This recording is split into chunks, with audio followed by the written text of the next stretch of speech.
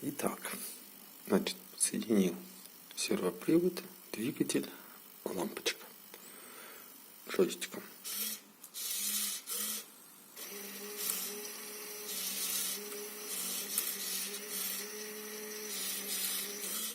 Нажимаем на джойстик, лампочка загорается.